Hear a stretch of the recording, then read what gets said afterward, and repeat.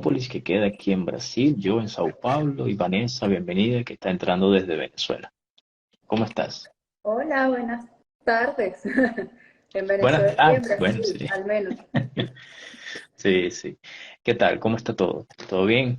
Bueno, acá saliendo de la presentación de un informe, bueno, de una declaración, mejor dicho, justamente por uno de los derechos vulnerados en Venezuela desde hace 8 años específicamente. Uf, Pero voy a dejar que nos adentremos en materia para hablarles de sí. esta novedad. Bueno, perfecto. Excelente. Yo voy a anotar. Yo tengo algunas notas por aquí también, digamos, no preguntas, son apenas puntos que quiero ir, eh, digamos, mencionando, tal vez durante tus intervenciones no sea necesario yo repetirlas porque tal vez en tus respuestas ya abordes el asunto. Buenísimo. Vanessa, le comentaba que a las personas que están ingresando, la mayoría seguramente van a ser brasileños, pero también conocidos tuyos que se van a incorporar acá. La intención de esta conversación con la participación de Vanessa va a ser principalmente conocer cómo está realmente el contexto, la situación actual en relación a la infancia en Venezuela, ¿no? A la infancia como fase de la vida, como contexto, digamos, que todo joven tiene que atravesar para desarrollarse y si tiene una infancia como deseamos que sea buena, pues será una persona, un ciudadano, digamos, activo, participativo. Si no la tiene, pues tendremos situaciones muy, muy adversas de las cuales es muy difícil trabajar sin el apoyo de todos. Entonces, Vanessa nos va a contar hoy, durante esta entrevista, eh, cómo está esa situación. Bien, a mí me gustaría comenzar con que nos cuentes, ¿no? ¿Qué es Secodap, ¿no? ¿Qué hace Secodap? ¿Cuál es el trabajo, la función? Y allí nos vas, aprovecha si nos cuentas cuál es tu papel dentro de la organización. Buenísimo. Oye, muchas gracias por hacer esa pregunta porque ayuda un poco a que todos estemos como familiarizados, ¿no? Con por qué me estás citando el día de hoy. Fíjate, SECODAP es una organización que tiene más de 30 años, ya vamos a cumplir 40 años trabajando por los derechos de la niñez en Venezuela. SECODAP tiene un inicio muy bonito porque siempre contamos que comenzó en un barrio, en una barriada, en lo que sería una favela eh, Ah, en Brasil, en una casa que era prestar un poco de formación a mujeres de esa comunidad, en una comunidad que queda al oeste de Caracas. Una vez que comienzan a dar estas formaciones y además inicia como un proyecto de tesis de dos fundadores, Oscar Misle y Fernando Pereira. Ellos en su tesis de grado para optar al título de docencia presentan este proyecto en el que forman a un grupo de mujeres líderes en esta comunidad. Pero se dieron cuenta que estas mujeres no iban solas, estas mujeres iban con sus niños y se vio la necesidad de brindar el apoyo también y la formación a los niños de estas mujeres. Y a partir de allí se comenzó a ver la necesidad de prestarle atención a los derechos de la niñez y adolescencia, porque justamente eso coincide con toda la discusión mundial sobre la Convención de los Derechos de los Niños. La Convención sobre los Derechos de los Niños es como la macro constitución o el macro universal de los derechos de esta población. Se da entonces en esa discusión, se aprueba o se firma, unos 130 países más o menos firman esa convención, firman y están de acuerdo en que deben de hacer esfuerzos extras para proteger a la niñez y a la adolescencia en cada uno de sus países. Y finalmente, en Venezuela, pues SECODAP comienza a ser bandera de la promoción de esa convención. A partir de asambleas ciudadanas, se movilizaron dentro del país, hubo como un proceso de consulta tan amplio y es como una de las leyes que en verdad han tenido la participación ciudadana incorporada en el marco legislativo. Y finalmente, en el 90-91 se aprueba la LOMNA. De hecho, los niños participan en la creación de esta ley. hay artículos que ellos promovieron. Entonces, la alumna fue una experiencia hermosa. Luego tuvo un montón de reformas que, bueno, ya por ahí ya no tan hermoso, pero como experiencia legislativa, participativa y ciudadana, excelente. Entonces, SECODA pasa todo ese proceso y luego entra en una nueva etapa que ya no es solamente formación y de promoción de legislativa como tal, sino también de atención. En este momento tenemos atención psicológica gratuita a niños, niñas, adolescentes y por supuesto a sus familias, porque la intervención y los cambios se van a ver mucho más si también estás trabajando con los padres o los cuidadores de estos niños. Y también brindamos desde el 2020, brindamos atención jurídica. ¿Por qué? Porque existen muchas vulneraciones que las familias no saben qué tienen que hacer, a dónde tienen que acudir, dónde denuncian. Entonces acompañamos esos procesos para que las personas tengan más orientación sobre cómo hacer valer sus derechos. También tenemos, por supuesto, un área de participación. El área de participación es todo lo que es formación para niños, niñas y adolescentes.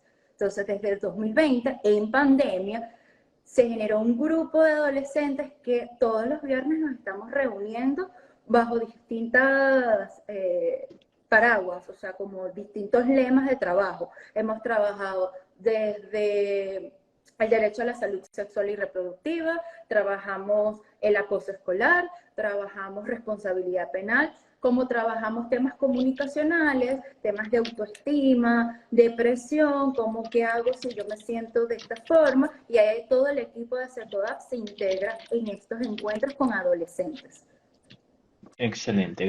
Gracias, Vanessa, por esa introducción. No sabía, por ejemplo, y me gustó que lo mencionaras, el asunto de la alumna, ¿no?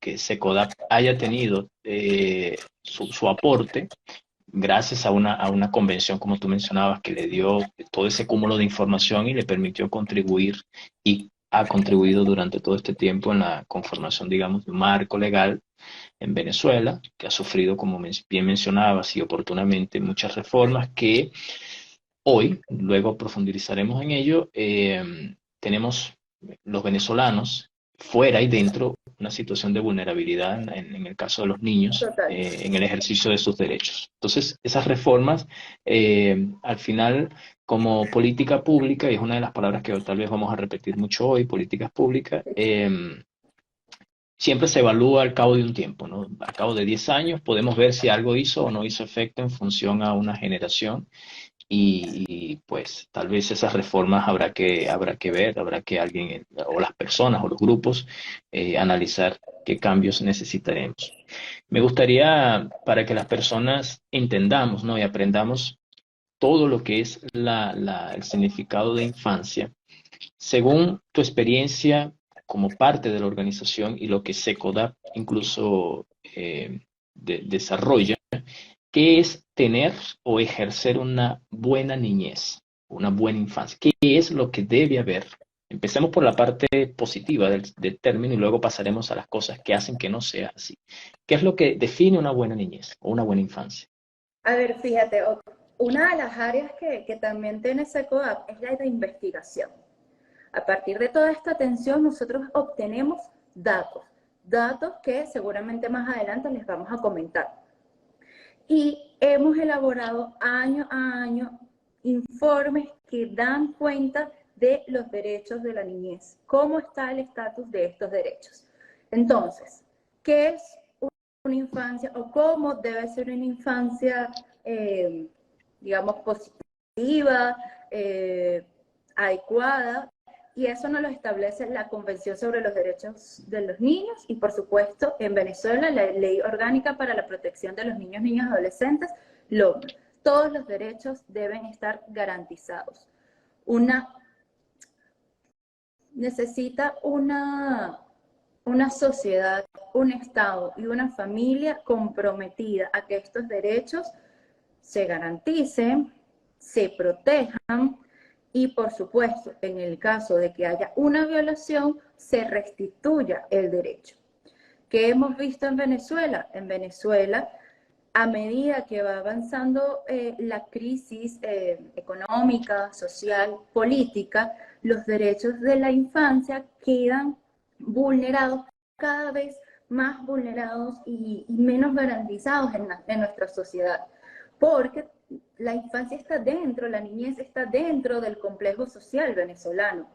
Si a Venezuela le afecta un proceso inflacionario, eso va a afectar a la niñez. ¿Por qué? Porque los alimentos para los niños van a ser más caros, porque los útiles escolares van a estar más caros, los papás no van a poder tener poder adquisitivo para garantizar el derecho a la recreación o el derecho a la salud, que es uno de los que más año a año se ha visto afectado. Entonces, una niñez necesita de un Estado, de una familia y de una sociedad comprometida a protegerla y a garantizarle sus derechos. Perfecto.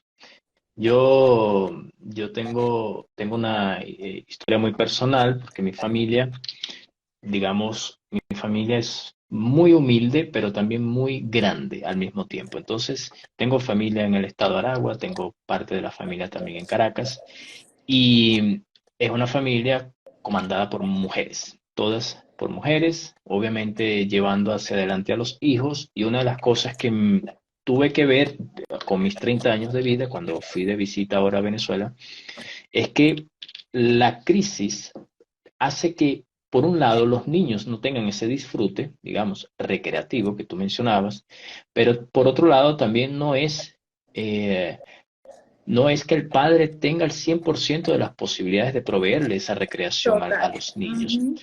A causa de la crisis, o la madre o el padre se tiene que ausentar de casa para ir a trabajar, y a veces dos trabajos durante el día, llegar en la noche. Entonces yo vi eso de cerca, y yo vi a mis sobrinos, por ejemplo, yo compartía con ellos. Entonces vi una realidad que hace 5 años que estoy aquí en Brasil yo no había visto, porque no tenía toda esa noción de información dentro, y cuando vuelvo a Venezuela pues la puedo vivenciar. Entonces, mencionaste algo importantísimo que voy a resumirlo en alimentación, educación, recreación, salud y seguridad. O sea, son tópicos que debe gozar para debería gozar una buena infancia de cualquier joven o niños en el mundo, ¿no? Y en el caso venezolano, pues estamos viendo que esto desaparece totalmente del acceso a las personas. ¿De qué manera, ahora poniéndolo en perspectiva país, de qué manera esto viene afectando el crecimiento, digamos, venezolano? O sea, ¿cómo se va a reflejar esto? Que mencionaste, hace 8 años se viene violando un derecho, fue con lo que empezaste a decir. Entonces, ya desde 2015 ya venimos diciendo que hay cosas que están pasando y que nos van a pasar la factura en los próximos meses o en los próximos años. Entonces, no es una realidad a futuro, ya es una realidad la violación de derechos a los niños en Venezuela. ¿Cuáles son esas consecuencias que vamos a tener? Fíjate, tú acabas de mencionar como esa vivencia, Carlos, que tuviste al venir a Venezuela y poder ver a papás que no tienen un poder adquisitivo para desplegar todos estos derechos. Y eso se llama eh, interrelación de los derechos. Es decir, si a un niño, vamos a ponerlo como este ejemplo clásico en los talleres, tú le preguntas a un papá, o a ver si los papás están aquí conectados, papá, mamá, ¿qué prefieres? ¿Que tu hijo juegue o que tu hijo estudie? Es probable que papá y mamá te digan que estudie, porque es que los niños necesitan educarse. Pero no se nos olvida que el juego es parte del aprendizaje. El juego nos enseña a socializar, el juego nos enseña a controlar la frustración cuando no tenemos lo que queremos en el momento. El juego nos enseña tantas habilidades sociales que a lo mejor un libro de texto no te lo puede enseñar. ¿Y qué pasa con un niño que no tiene habilidades sociales de este tipo? Es probable que no se pueda relacionar con el otro. Y al no relacionarse con el otro, es probable que su salud mental se vea afectada, porque se va a sentir afectada en su autoestima, porque, oye, yo no tengo amigos. ¿Y qué pasa con un niño que tiene una autoestima baja? Es probable que a la hora de que venga un depredador sexual, y le diga como que, oye, mira, pero tú, tú, como que tus papás a ti no te quieren y tú no tienes amigos, pero ven, yo voy a ser tu amigo, expresa mucho más propensa a ese depredador sexual. Y entonces ya estamos hablando de integridad. ¿Ves entonces cómo los derechos todos se van concatenando uno con otro? Entonces no hay un derecho más importante que el otro, porque uno afecta, es como un efecto dominó, afecta al Claro. resto. Ahora, tú me hablaste de consecuencias. Efectivamente, consecuencias ya las estamos viviendo. Pero vamos a hablar un poquito, vamos a echar un poquito para atrás.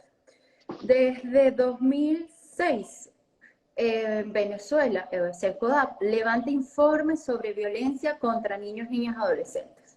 Y hablamos de violencia social. Dentro de la violencia social hay una categoría que era las ejecuciones extrajudiciales. En 2006 comenzamos a ver una que otra muerte de un niño, niña, adolescente en enfrentamientos entre bandas delictivas y la policía. Por ahí. Ok. Ya para 2020, 2018, para 2018 comenzamos a ver adolescentes y niños muertos que la policía señala que se habían enfrentado a ellos. Vemos entonces cómo la violencia ha ido creciendo, es decir, no atender a tiempo estas advertencias de violaciones de derechos te va a aumentar y va a recrudecer esa vulneración. Por ejemplo, otro caso. En 2019, bueno, yo llegué a CECODAP en 2019, por eso es que tengo este recuerdo. En 2019 se publican unos informes, no son informes, eran unos materiales documentales, un documental sobre cómo docentes estaban trabajando con las uñas para poder dar clases. 2018. ¿Qué pasó en pandemia? Catástrofe. No Claro. había gasolina, los docentes no tenían para pagarse el saldo para poder conectarse a sus clases. Y cuando regresamos de la pandemia, que comenzamos a ver clases puntuales en aulas, encontramos aulas desvalijadas, encontramos aulas que no podían sostenerse porque no había cableado eléctrico. Encontramos docentes que no encontraban todavía cómo ir a la escuela. Encontramos colegios, instituciones en las que eran los docentes los que llevaban el agua, los que llevaban la comida. Cabe destacar que en Venezuela, para los estudiantes, hay un programa de alimentación que es gratuito, que lo provee el Estado, pero ese programa de alimentación no se cumple. Entonces son los mismos docentes quienes se encargan de, con lo que ellos no tienen, ofrecerle esto a sus alumnos. Encontramos escuelas y un sistema educativo que básicamente se sostiene por la voluntad de los docentes y de los cuidadores, porque también hay padres vinculados a este proceso. Entonces, no atender una violación de derecho a tiempo genera que se profundice, por supuesto, la situación, pero que otros derechos se comiencen a ver afectados. Esta situación de la escuela ha traído, por ejemplo, niños adolescentes, en este caso, adolescentes que han salido del sistema educativo para poder trabajar, por ejemplo. Y luego, cuando comienzas a ver las condiciones de trabajo, no son las condiciones de trabajo que establece la LOMNA, porque la LOMNA te dice que se permite que los adolescentes trabajen bajo unas condiciones, pero son unas condiciones infrahumanas, donde no hay seguridad social para los niños, donde no se sabe cuántos adolescentes están trabajando, y por supuesto, los riesgos a que estos niños sean explotados y que otros derechos se les violen durante ese trabajo son mucho mayores. Sí. Mira, una película se creó en mi cabeza y mientras trataba de buscar una palabra con todo lo que agregaste en función a que se convierte en una bola de nieve, ¿no? Que va aumentando y Gracias, ese era el efecto. el problema no es que ella no explota, es que ella continúa aumentando, ella continúa, va agregando más problemas y más problemas y cuando entendemos dónde está probablemente la causa de muchos de esos problemas, el asunto está en que el principal promotor de las soluciones para ese problema no está allí disponible, que es el, digamos, en todo caso el Estado. No que querramos depender únicamente del Estado, pero Exactamente. probablemente, probablemente gracias a estas leyes, mucha gente no puede actuar directamente para solventar algunas cosas si no tiene el amén del Estado. Es decir, yo no le puedo pedir a un empresario, dame 30.000 pupitres, dame tantas mesas, tantas sillas y las pongo allí de la noche a la mañana si no hay a veces ese Incluso amén o ese no se saben las necesidades reales. Vamos a empezar por ahí. totalmente. No se sabe cuál es la necesidad real de nuestros niños. No se sabe. También. No hay un levantamiento. Está entre los puntos que voy a mencionar, que es el acceso a la información. Primero, las ONGs, en tu caso que representas a una de ellas y formas parte, tienen algunas fuentes, ¿no? Que les permiten, o algunas materias de información que ustedes mismas pueden crear, pero a veces esas fuentes no son oficiales del Estado. O sea, el Estado no está investigando estos problemas, no está focalizado allí, no tiene a lo mejor los recursos, pero se entendería a nivel social, uno lo entiende como que no tiene prioridad hacia estos problemas.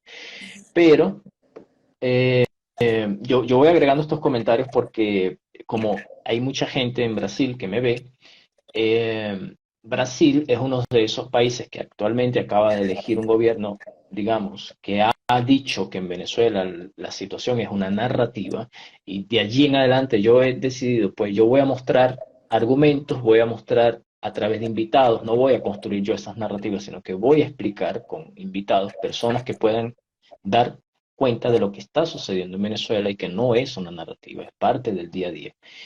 El acceso a la educación.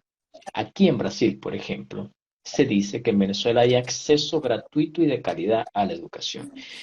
Y eso, cuando yo escucho eso, es como que me dan con algo en la cabeza, así, toma. Entonces yo digo, ¿cómo alguien puede decir eso cuando por las fronteras de Venezuela están saliendo niños, mujeres cargando niños de cualquier edad, precisamente porque no hay calidad de educación, no hay protección?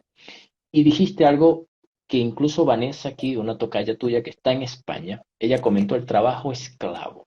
Total. Ujú. Eh, Está en mi tercer punto. Mi tercer punto que tengo hoy es las redes sociales hoy me han permitido ver una especie de activismo que es positivo. Yo lo voy a explicar de manera positiva, que es personas que salen a grabar por las calles y ayudan a niños que están trabajando. O sea, una persona, un niño que está vendiendo una bolsa de chupetas en la calle, esta persona la entrevista, conversa con ella, tiene 11 años esa niña, está trabajando para ayudar a sus hermanitos para poder ir después a la escuela en la tarde y necesita recoger dinero. Pero cuando alguien ve cosas positivas allí, en mi cabeza veo la exposición a la que esa niña de 11 años está allí, a lo que ella se vuelve una persona vulnerable. Entonces, como ese video, hay miles de videos y la gente ayudando, y está bien que ayude, y ojalá que continúen ayudando, pero también hay una realidad, cualquiera puede llegar allí y secuestrar a esos niños y se los lleva. Y seguramente ha ocurrido. Y seguramente no está documentado. ¿Por qué? Porque no hay una prioridad de cuidar a la gente, a los niños en este caso. Entonces, eh, hablando, mencionabas la infancia, ¿no? Como desarrollo de país. ¿Qué tal el embarazo? ¿Cómo va el asunto de los embarazos en las adolescentes? Visto que, por ejemplo, el hecho de la pandemia, ¿no? Que alejó y tal vez Secodat tuvo, digamos, que readaptar su trabajo, pero ¿cómo está el embarazo en jóvenes en Venezuela? Si manejas alguna información sobre ello. Fíjate, es muy interesante que lo menciones porque justo hace unos minutos revisé los portales y había una nota que decía, en el estado Lara, una región de Venezuela, la falta de salud sexual y reproductiva, la falta de educación sobre temas de sexualidad pasa factura. Pasa factura en embarazos en adolescentes. Y como acabas de decir, pues el acceso a la información dificulta tener datos. Me encantaría poderte decir, en Venezuela hay tanta cantidad de adolescentes embarazadas, pero ese dato no se tiene. En Sacodat trabajamos este tema desde la formación. Hemos encontrado experiencias en que las adolescentes que acuden a Secodat para estos talleres que te comentaba, estas actividades de formación con adolescentes, ellas mismas han solicitado tener algún encuentro sobre salud sexual y reproductiva. Incluso el año pasado concursaron ellas en un proyecto que promovió chicos.net de Argentina, para que sean los adolescentes los que exijan a través de un material visual sus derechos. Estas adolescentes trabajaron la necesidad que tienen de obtener información en las escuelas sobre su salud sexual y reproductiva. Es decir, las adolescentes de hoy saben que lo necesitan, pero el pensum académico de nuestro sistema educativo no está a la par, adecuado, ajustado a las necesidades que está teniendo esta población. Una vez que pasamos este tema de los embarazos en los adolescentes, hay que tocar otro tema, que es el del abuso sexual, porque mencionaste la pandemia. Y uno de las violaciones que más se registraron en un incremento dentro de los pacientes de SECODAP, de las personas que acuden a SECODAP, justamente fue el abuso sexual. Hubo un incremento en esta recepción de casos. La pandemia, nosotros decíamos, el país se paraliza. Sí, no estamos saliendo de casa, pero las violaciones de los derechos de los niños no se paralizaron durante la pandemia. Claro. ¿Por qué? Porque tenías familias encerradas, sin estrategias de crianza, incluso en algunos casos sin poder acceder a la educación, y esto generaba como un caldo de cultivo para que el abuso sexual, el maltrato infantil se disparara.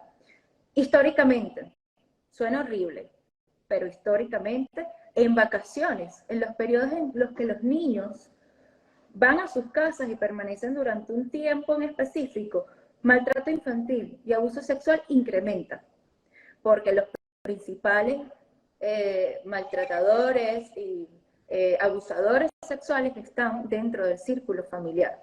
No es un desconocido, es una persona de la familia. Por allí tienes ese otro dato. Y luego hemos visto que desde los últimos 3 años, otro de las cosas que han aumentado, y creo que tienen que ver con la pandemia también, es las alteraciones del estado de ánimo en los adolescentes. Bueno, en los niños y adolescentes. Las alteraciones del estado de ánimo te incluyen depresión, ira explosiva, ideación suicida, riesgo suicida. Todo esto en SECODAP ha comenzado a ir año a año aumentando. Sí, vi en la página web de SECODAP bueno, citaron a SECODAP en otra página web, pero creo que SECODAP también lo tiene. Aumento en las consultas por riesgo suicida. Sí. También está habiendo una estadística bastante preocupante, porque si bien la pandemia tiene ese pico alto en relación al maltrato, también pudiera ser este riesgo suicida una consecuencia directa de ese maltrato que se está sufriendo en casa y al no tener directamente apoyo en las escuelas o en las instituciones. Entonces, ese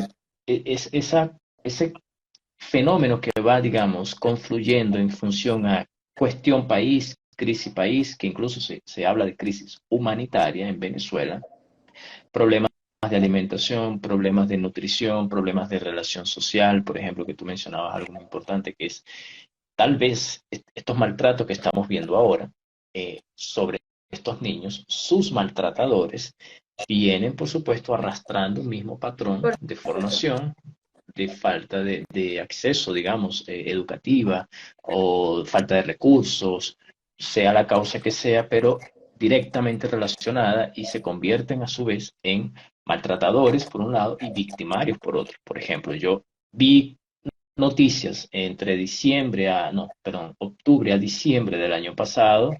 Era asustador cómo personas, niños estaban muriendo por parte de sus propios padres. O sea, sus propios padres estaban asesinando a los niños. Entonces, eso en Venezuela, que no es algo nuevo, obviamente no estoy diciendo que sea algo nuevo, pero que comienza a repetirse mes a mes esta noticia, tú empiezas a decir, pero ¿qué nos está pasando? Y cuando ves al agresor o a la agresora, son madres a veces jóvenes también. Eso No son mismo, hacia allá personas, iba. Ujú. no son personas de 50 años, no, es que está reduciendo la edad del victimario también. Volvemos a riesgo país, la palabra riesgo país, que no tiene directamente que ver con la infancia, porque incluye se me fue la palabra en español, pero eh, otros rangos etarios, o sea, cuando todas las generaciones van al mismo tiempo a una falencia, y a eso pues le tienes que sumar que enfrentas una pandemia sin preparación, sin instituciones listas para apoyar a la educación. Yo no puedo decir quién era la persona, pero una persona muy llegada a mí tenía que preparar mango sancochado en la escuela donde daba clases para poder alimentar a los niños que no tenían alimentos en casa.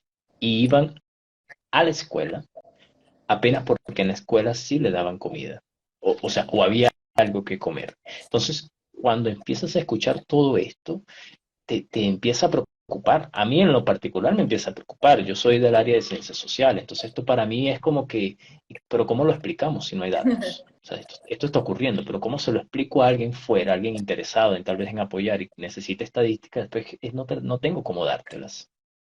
Bien, hay otro dato, Vanessa, que me gustaría saber tu opinión y es, em, está en la página de Secodap también, creo. Cada 9 días, esto fue en 2022, cada 9 días muere una niña por feminicidio en Venezuela. A cada 9 días. ¿Qué me puedes comentar sobre eso? Yo digo, no me parece, por supuesto, algo gracioso. Mi Carlos, risa es porque no sé realmente todas estas cosas como están ocurriendo al mismo tiempo. Carlos, es que a ver, también tengo como un carrusel de ideas aquí en mi cabeza. Para poder responderte esta pregunta, me voy a ir a una cosa que comentaste anteriormente, y es el acceso a la información. Comenzaste diciendo que, bueno, que como uno presenta cifras, como uno le dice a la gente de afuera, cómo le explica con datos qué está pasando si no hay datos. Y una de las cosas que se ha estado utilizando en Venezuela es la información de los medios de comunicación. Y ese dato que tú presentas, 9 de cada 10, déjame buscarlo, o me lo repite, ajá, cada 9 días Eso, cada 9 días murió una niña por femicidio en Venezuela. Creo que ese es el dato, ¿verdad? sí, Ok, exacto, ese era el dato y estaba disponible en la página de eso. Secodap. Ok. Eso se construye, ese dato lo construyó CEPAS, una organización Eso, de la sociedad civil. Okay. Ese dato se construye gracias a que todavía existe una prensa comprometida a visibilizar lo que ocurre. Este equipo de personas se dedica a monitorear los medios de comunicación y a extraer los femicidios e intentos de femicidios que ocurren en Venezuela. ¿Qué es la realidad? No, probablemente sean más. Es muy probable, porque los periodistas también tienen dificultades de poder registrar. Y te acuerdas que yo te decía que es necesario para una infancia de calidad. Estado, sociedad y familia comprometida. Los medios de comunicación son parte de la sociedad y ese rol que ellos están haciendo, que aunque hay un montón de censura que promueve la autocensura, los medios de comunicación todavía están informando lo que pueden con lo que pueden, porque a ellos también les afecta el tema económico. Entonces, estos datos solo se pueden construir si tenemos una sociedad comprometida, porque el Estado, que es de esta patica, de esta mesa, porque el Estado está fallando muchísimo, muchísimo en ofrecernos una información que tenemos que tener todos los venezolanos. A mí me encanta poder entrar en Colombia. Mira, es tan así que los datos migratorios los conocemos por informes de ACNUR, por informes de Migración Colombia, por informes de Brasil. Por eso conocemos datos, pero no porque nuestro Estado no los dé. Y por eso iba a decir, me encanta poder entrar en Colombia, en páginas web de Colombia, encontrar datos carcelarios, datos de infancia. Ahorita, en este momento, una organización en Colombia acaba de publicar una página en la que aparecen fotos de niños venezolanos que están en Colombia sin sus padres y se está tratando con esa página ubicar a los padres de estos niños y adolescentes. Y sabemos que hay 1000 niños en esta situación, niños venezolanos o apátridas, que si no tienes acceso a documentos de identidad, no tienes nacionalidad. Entonces, apátridas, niños apátridas o venezolanos, 1000 niños al menos en Colombia que no se saben dónde están sus papás. Entonces, datos como esos tendríamos que tenerlos desde el Estado venezolano.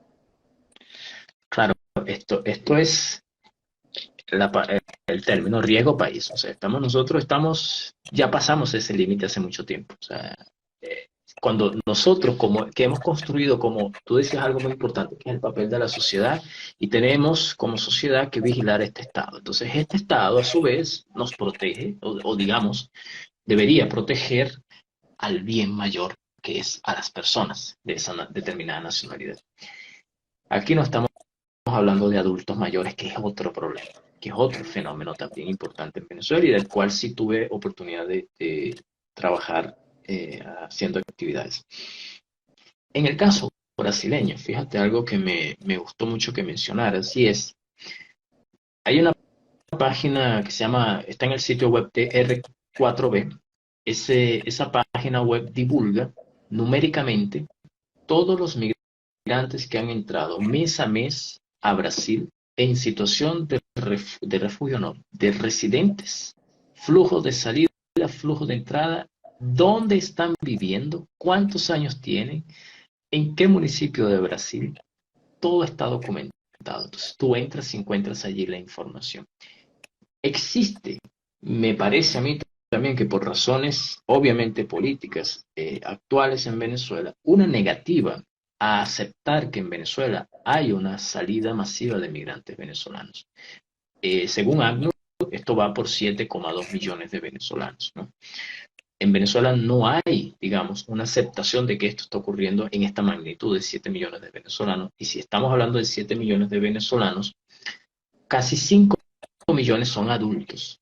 Es decir, hay un poco más de 2 millones que están entre niños y adolescentes de personas. Solo el caso colombiano estás mencionando que hay 1000 que no tienen o que no se conocen dónde está el paradero de los padres. Si empezaríamos a sumar, por ejemplo, Perú, Ecuador, Bolivia y Chile, que son unos perfiles migratorios y Panamá, por supuesto, a través de la selva del Darién, que son perfiles migratorios muy semejantes a este tipo de situaciones, nos quedaríamos asombrados, obviamente, y asombrados y asustados de qué está pasando con nuestra nacionalidad, que está tan expuesta y tan vulnerable.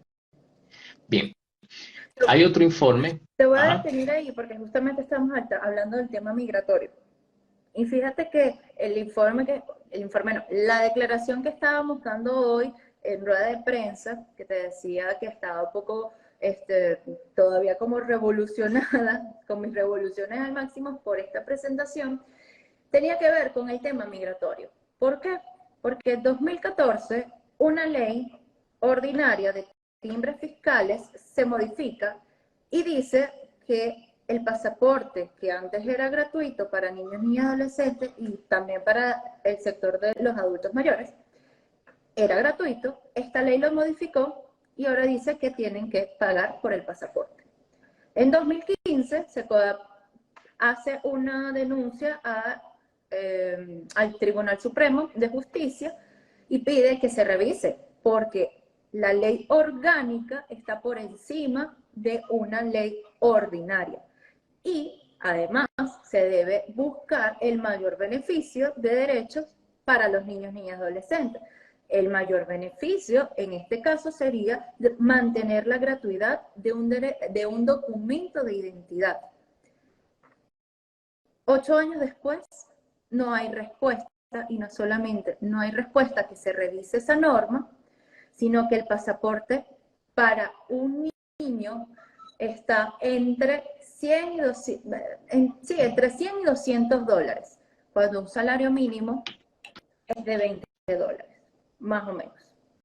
Ahora no me queda muy claro porque en mayo cambiaron esto del salario mínimo y entonces era 20 más otros 20 de bono, más otros 20 extras por allí. Vamos a poner que son $50. Como una familia que tiene a su hijo aquí en Venezuela al cuidado de un vecino o de un hermano mayor, ¿cómo le saca el pasaporte con $50? Entonces, tienes un derecho, mira esto qué interesante. Un niño depende de que sus padres tengan acceso o no a dinero para que se le garantice un documento de identidad. O sea, si ves como el truco de esto, ¿no? 8 años después no hay respuesta, y no solo no hay respuesta, se publica una sentencia diciendo que la parte, es decir, SECODAP, perdió el interés en seguir la causa. Es decir, pareciera que se necesita que haya como una constante Estado, respóndeme, Estado, respóndeme, Estado, Claro. respóndeme. No, no es que me respondas a mí, es que le respondas a todos en la tercera parte del país, porque no es a SECODAP, para que ¿Esa sentencia le fue responda en qué año? a la tercera parte. La sentencia que da como nulidad y dice como que aquí se cerró el caso es de este año, 28 de abril 2023, sobre un caso que se abrió en 2015, 8 años después. Entonces, ¿qué pasó? El efecto bola de nieve. Los niños no tienen acceso a su pasaporte y entonces ahora tenemos niños que desaparecen o mueren en balsas hacia Trinidad y Tobago. Tenemos niños Totalmente. que mueren o desaparecen o son víctimas de abuso sexual en el Darién. Tenemos niños o adolescentes que viajan solos por trochas hacia Brasil y hacia Colombia. Tenemos niños apátridas que probablemente sean venezolanos. Bueno, uno dice probablemente, puede ser de otra nacionalidad, pero uno puede presumir que sean venezolanos. Refugiados en Colombia, institucionalizados sin su familia, que es un derecho.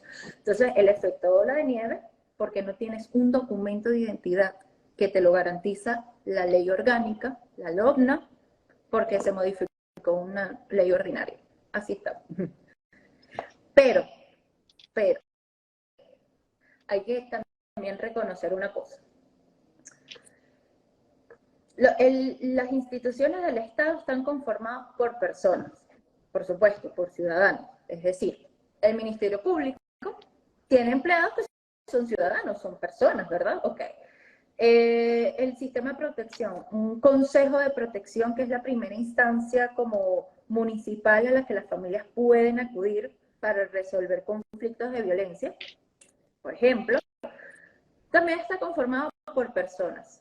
SECO ha trabajado con este grupo de funcionarios del Ministerio Público, incluso 6 CPC, funcionarios policiales, funcionarios de este sistema de protección, el Consejo de Protección, y tú no puedes creer el compromiso que tienen estas personas, pero así como los docentes trabajan con las uñas. Ellos mismos no tienen para pagar unas copias, tienen que sacar de su salario mínimo para papeles, para hacer los trámites.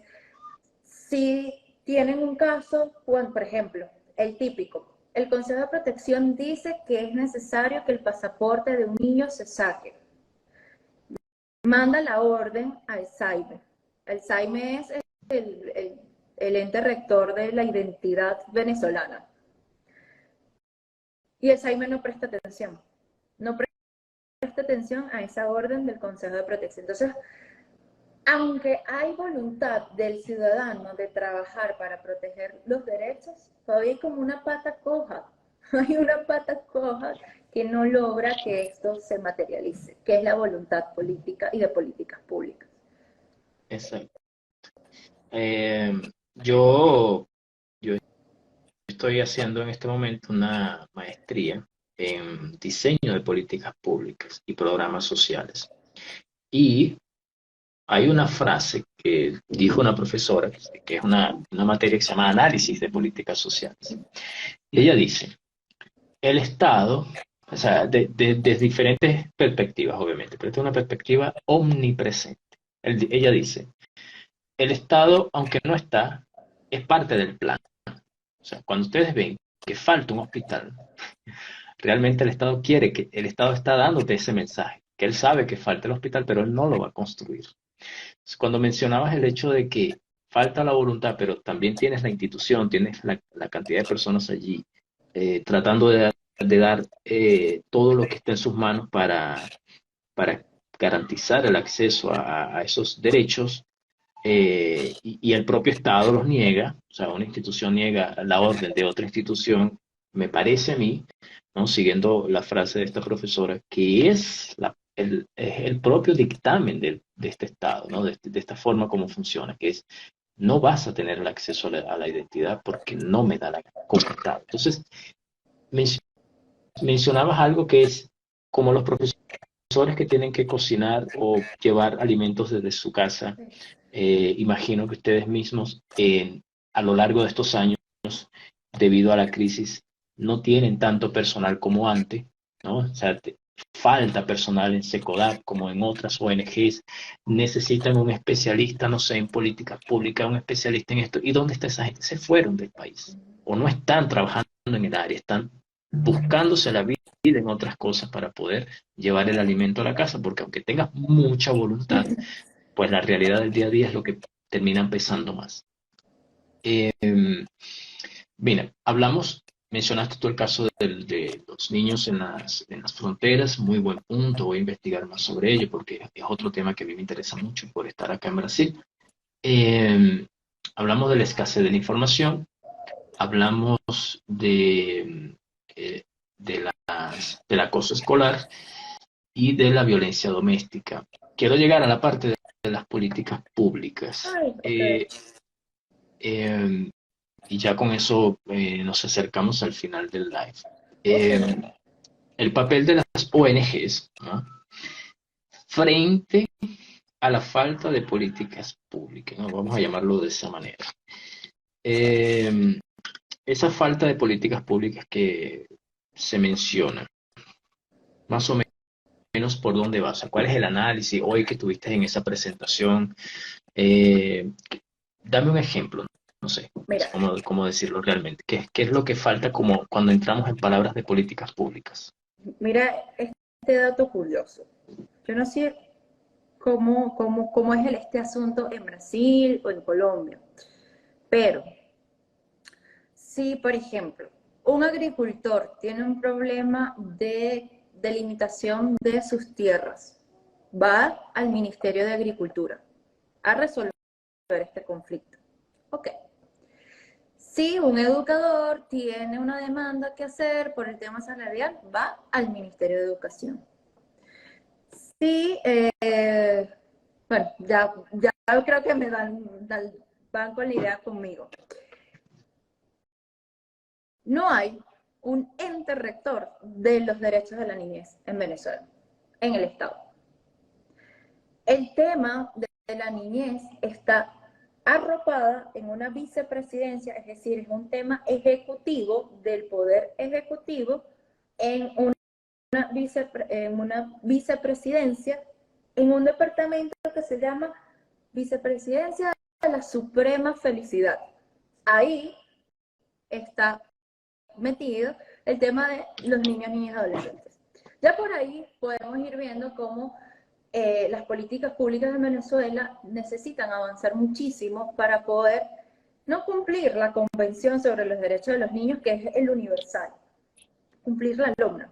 La LOMNA, nuestra ley orgánica procesal, ley orgánica para la protección de niños y adolescentes, dice que los temas de los niños, las necesidades de los niños, tienen que tratarse con prioridad absoluta. Y esta prioridad absoluta es justamente para las políticas públicas. Pero ¿qué pasa si en Venezuela ni siquiera tienes un ente rector? ¿Qué pasa?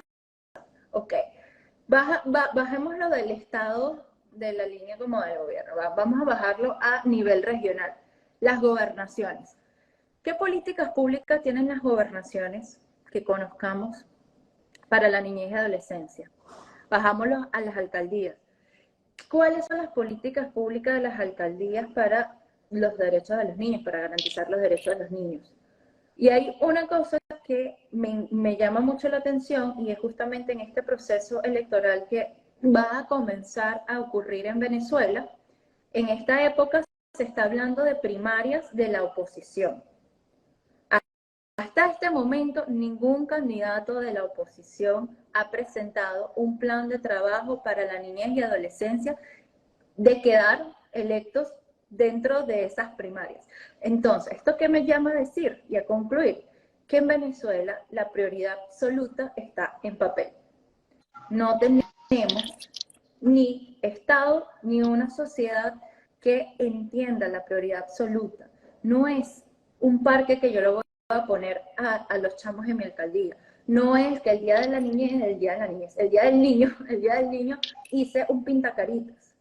Es que tengas políticas públicas que pasen por diagnóstico, objetivos, indicadores para poder medir, seguimiento y presentación de gestión de cómo fue esa política pública. Eso, bueno, creo que tú lo debes manejar muchísimo más, pero eso constituye una política pública. Y en Venezuela, mira, hay que hacer un ejercicio de búsqueda detectivesca para poder encontrar todos estos 5 elementos en documentos públicos que deben ser públicos. O sea, tampoco es que es una cosa privada que va a afectar a un niño, son públicos, que nos demanda, que nos debe mover como ciudadanos.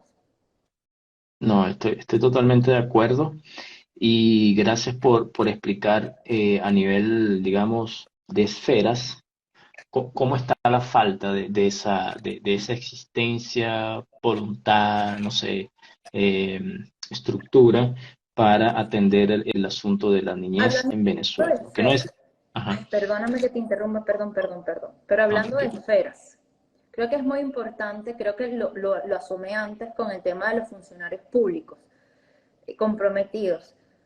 Hay algo que se me acaba como de prender este término en la cabeza, que es los derechos están privatizados en Venezuela. Y esto de privatizados tiene que ver porque el ciudadano nos hemos acostumbrado como a resolver por nuestra cuenta acceso al agua. Entonces ahora ves a todas las familias comprando tanques de agua.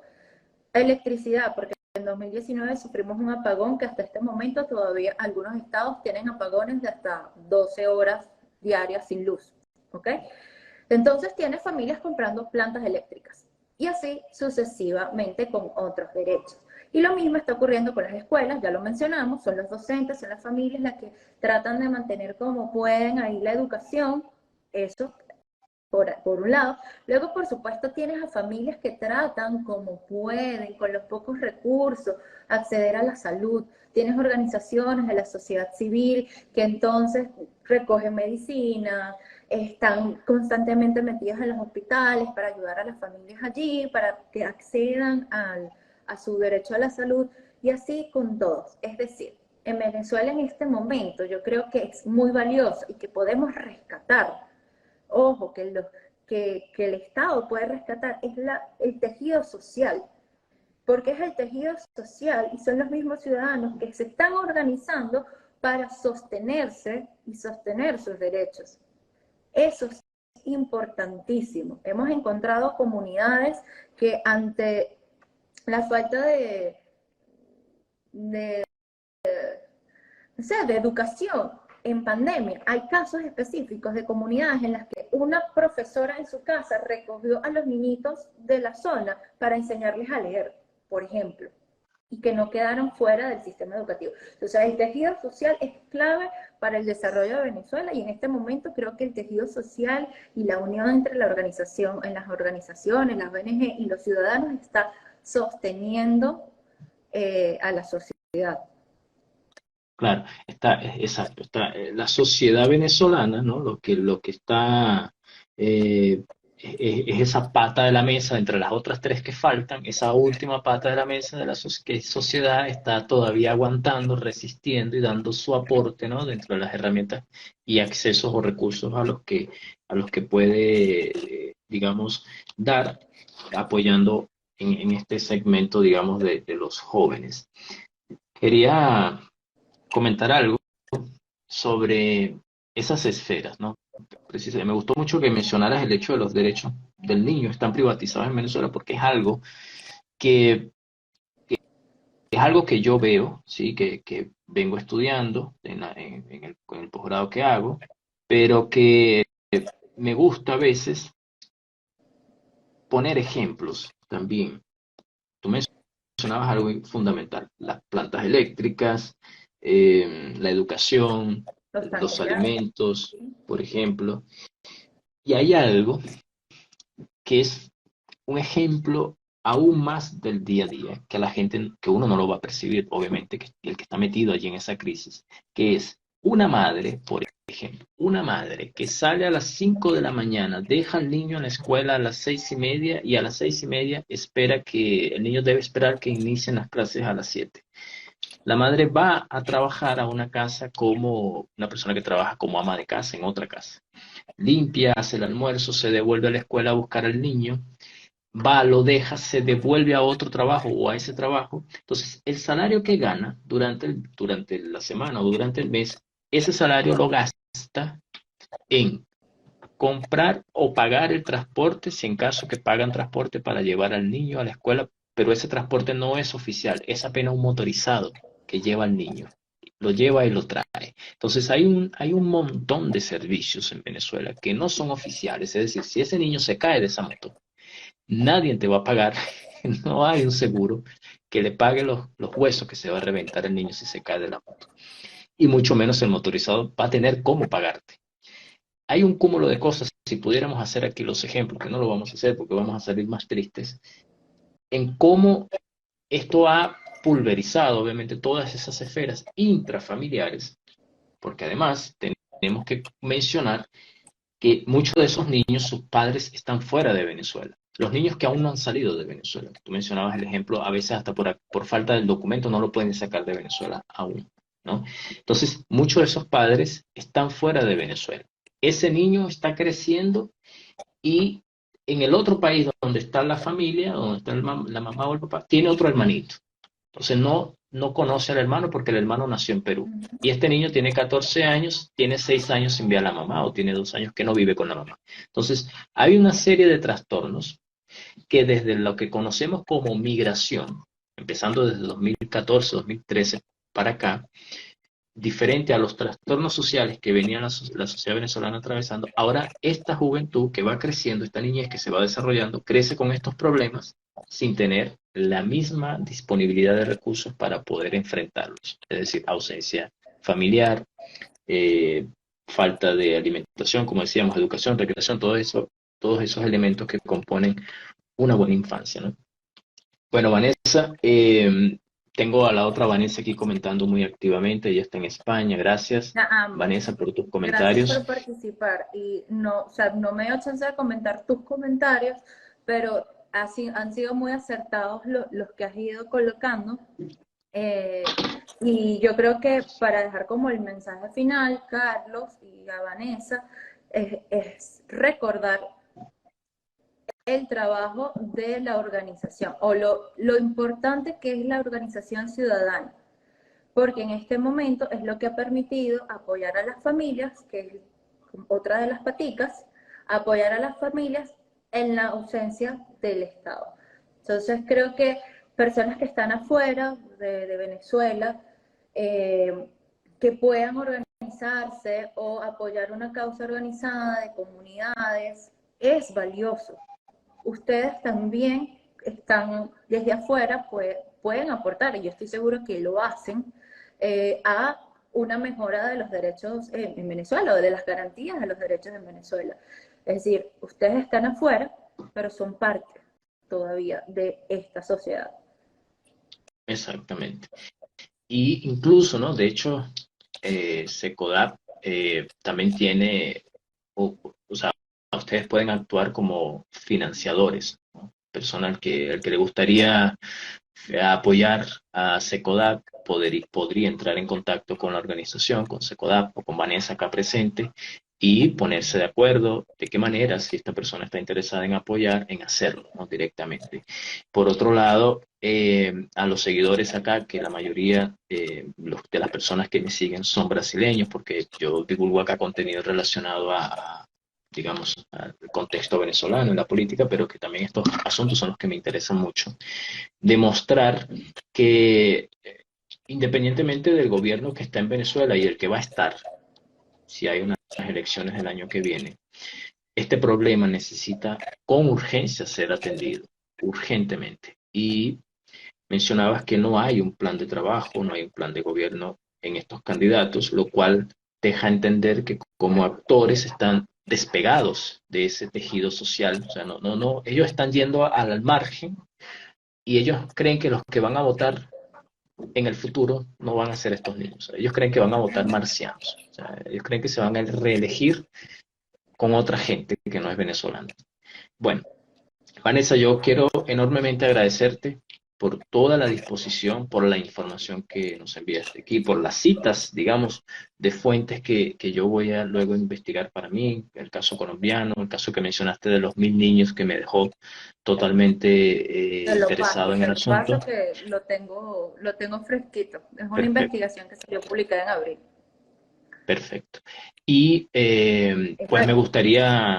me gustaría saber, me gustaría no, primero felicitarte por el trabajo, por la organización a la que representas y espero que más adelante tengamos otro tema, otro asunto que podamos abordar, pero quería saber ahora al final qué mensajes quieres darle a esos padres, ¿no? Vamos a enfocarnos a los padres al final, en la familia padres y madres que a veces vienen repitiendo ciclos, ¿no? De su infancia y no aportan en esa parte inicial que tú decías de que el juego es tan importante como la educación, ¿no? Para cumplir ese crecimiento de infancia.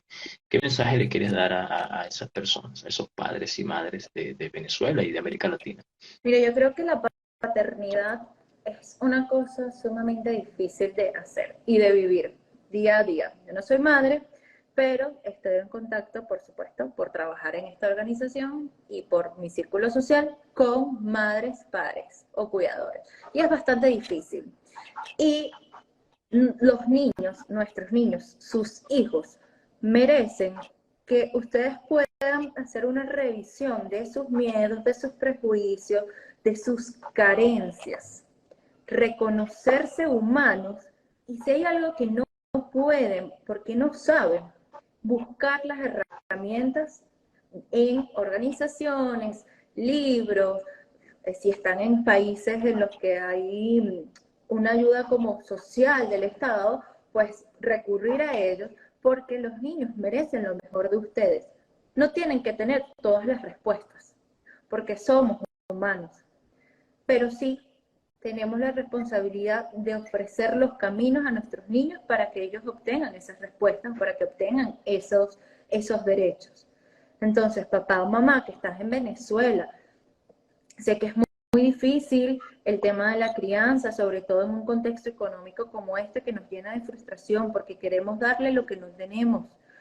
Pero existe, y recuerda que existe también un apoyo emocional que puedes brindar. Y allí SECODAP está atenta a ti día a día, semana tras semana, haciendo talleres completamente gratuitos para que tú puedas obtener estas herramientas. Ese es como mi mensaje. No tenemos que tener las respuestas, no tampoco tenemos que ser unos superhéroes, pero sí podemos buscar dónde encontramos esas herramientas y quién puede ayudar a los niños a obtenerlas a su vez. Ese es mi mensaje. Y quiero dejarlo allí para que te comprometas de una vez. Hay un tema que yo quiero trabajar Ajá. y es el de la violencia en las escuelas. Recientemente escuché algo de violencia en las escuelas, violencia armada en las escuelas en Brasil. Así que yo creo que puede interesarte trabajar ese tema conmigo, así que bueno, vamos a ver. Ah, bueno, dale, claro. Sí, sí. 2018 yo llegué, 2019, 2020. Hubo algún ataque, digamos, tipificado, un ataque terrorista, ¿no? Digamos, Creo que fue la tipificación que se le dio y desde allí hasta acá ha crecido de manera sorpresiva porque no somos los latinoamericanos o digamos, no estamos acostumbrados a ese tipo de violencia. Ujú, Y en las escuelas. ya está entrando a las escuelas y se está hablando de importación, o sea, una forma de importación del crimen. Sí. Y los medios a los que los niños están teniendo acceso en las casas, y porque ellos salen a replicar esas formas de delito en las calles. Bueno, Vanessa, yo voy a buscar y después me explicas bien ahí en WhatsApp qué es lo que estás haciendo para ver cómo me sumo. Dale, chévere. Bueno, sigue adelante, en verdad, gracias por el aporte, por lo que estás haciendo. Como venezolano, me siento muy orgulloso en saber que hay gente en Venezuela haciendo lo posible con lo que tienen al alcance y que cargan esa preocupación pensando en un país mejor, en que nuestra juventud, nuestro futuro sea, por supuesto, hacia adelante y no hacia atrás, o sea, no más atrás. Queremos más desarrollo, más crecimiento, más transparencia y ojalá, pues algún día yo pueda, como decíamos al principio, ser también un aporte. Allá en Venezuela me gustaría, todo lo que hago fuera es precisamente porque me gustaría volver, pero me gustaría volver aportando, o sea, aportando.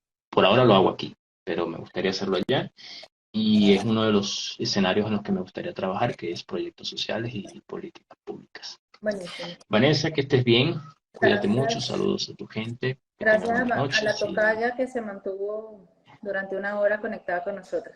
así es. Así es. Gracias a todos también los que Gracias, fueron Clara. entrando. El video va a quedar disponible allí en el perfil. Y bueno, feliz noche a todos. Nos vemos allí en otro encuentro.